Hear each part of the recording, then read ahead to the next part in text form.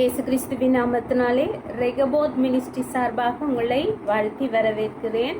கர்த்தர் தாமே உங்களை ஆசீர்வதிப்பாராக. இன்றைக்கும் நாங்கள் சங்கீதம் 22வது அதிகாரத்திலே 24வது வசனம் சொல்லுகிறது, உபத்திரவப்பட்டவனுடைய உபத்திரவத்தை அவர் அற்பமாய் எண்ணாமலும் அருவருக்காமலும் தம்முடைய முகத்தை அவனுக்கு மறைக்காமலும் இருந்து தம்மை நோக்கி அவன் கூப்பிடுகையில் அவனை கேட்டருளினார். ஆமென். எனக்கு அருமையான தேவனுடைய ஜனமே, இன்றைக்கும் ஆண்டவர் உங்களையும் என்னையும் பார்த்து சொல்லுகிற நல்ல வார்த்தை என்னவென்று சொன்னா, உபத்திரவப்பட்டவனுடைய உபத்திரவத்தை அவர் அற்பமாய் எண்ணாதவர், அவர் அருவருக்காதவராய் இருக்கிறார். இன்றைக்கு நம்முடைய வாழ்க்கையில அநேக உபத்திரவம் என்றா பாடுகள், கஷ்டம், கண்ணீர், துன்பம், வேதனைகள், இதன் வழியாய் நீங்களும் நானும் கடந்து வந்து கொண்டிருக்கலாம். அவர் இன்றைக்கும் அப்படியான நிலைமையில் இருக்கிற சகோதரனே, சகோதரியே, உன்னையும் என்னையும் பார்த்து ஆண்டவர் சொல்லுகிறார், உபத்திரவப்படுகிறியா? அந்த உபத்திரவத்தை அவர் அற்பமாய் பார்க்காத ஆண்டவர், அவர் அருவருக்காதவராய் இருக்கிறார். அவர் நோக்கி கூப்பிடும் போது நிச்சயமாகவே அவர் என்ன செய்வார்? அந்த கூப்பிடுதலை கேட்டு உங்களுக்கும் எனக்கும் பதில் செய்கிற நல்ல ஆண்டவராய் இருக்கிறார். ஆமென். அப்படியாய் நாங்கள் 1 நாளாகம புத்தகத்திலே 4வது அதிகாரத்திலே பார்த்தோமண்டா, யாபேஸ் 9வது வசனம் 10வது வசனத்திலே அவனுடைய சம்பவத்தை குறித்து சொல்லப்பட்டிருக்கிறது. யாபேஸ் தன் சகோதரரை பார்க்கிலும் கனம் பெற்றவனாய் இருந்தான். கனம் பெற வேணுமண்டா.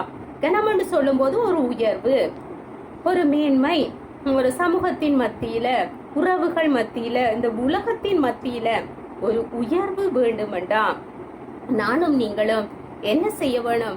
இந்த யாபே சகோதரரை பார்க்கிலும் கனம் பெற்றிருந்தான். அவன் ஒரு பெரியவனா இருந்தான், உயர்ந்த அந்தஸ்திலே இருந்தான் என்று சொல்லும் போது அதற்கு பின்பதாயுள்ள வசனத்தை நாங்க பார்க்கிறோம். அவன் தாய் நான் துக்கத்தோட அவனை பெற்றேன் என்று சொல்லி அவனுக்கு யாபேஸ் என்று பெயரிட்டாள். அதற்கு முன்னாடி அவனுடைய வாழ்க்கையை நாங்க ஆராய்ந்து பார்த்தோம் என்றா, அவனை தாயே துக்கத்தோடு நான் பெற்றேன். அவனுடைய பேருக்கு அர்த்தமே ஒரு துக்கம் என்று சொல்லி அவள் என்ன செய்தாள்? யாபேஸ் என்றதுக்கு பேர் துக்கம். அவனை தன் தாயிலிருந்து, தன் சகோதரர்களிருந்து, உறவுகளிலிருந்து, ஊர் உலகமே அவனை துக்கம் துக்கம் என்று சொல்லியிருக்கு. இப்படி சொல்லும் போதே அநேகருக்கு துக்கம். இப்படி துக்கத்தோட பெற்றேன், கண்ணீரோட பெற்றேன்னு சொல்லி அந்த பிள்ளைய, எனக்கு அருமையான தாயே, தகப்பனே, நீங்க வெறுத்துறாதீங்க. ஆமென். ஏனண்டா அந்த பிள்ளையுடைய வாழ்க்கையே ஒரு முழுவதும் துக்கமாய் போயிடும்.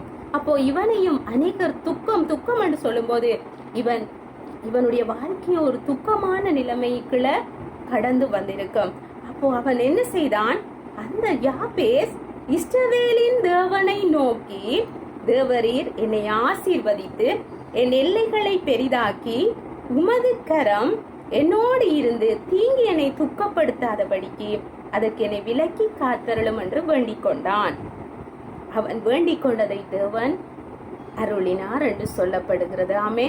அந்த தேவன் உயர்வை கொடுக்கிற தேவன், கஷ்டத்தை மாற்றுகிற தேவன், கண்ணீரை மாற்றுகிற தேவன், உபத்திரவத்தை பார்த்து அதை அற்பமாய் எண்ணாத தேவனை நோக்கி அவன் கூப்பிட்டதினால் அவனுடைய துக்கமான வாழ்க்கையில அவன் நம்மை உண்டாக்கின தேவனை நோக்கி பார்த்ததின் நிமித்தம் தேவன் அவனுடைய வாழ்க்கையை மாற்றி கனம் பெற்றவனாய் மாற்றினான் என்று சொல்லப்படுகிறது. எனக்கு அருமையான தேவனுடைய ஜனமே, வரைக்கும் நீங்க எந்த இடத்துல இருக்கிறீங்க?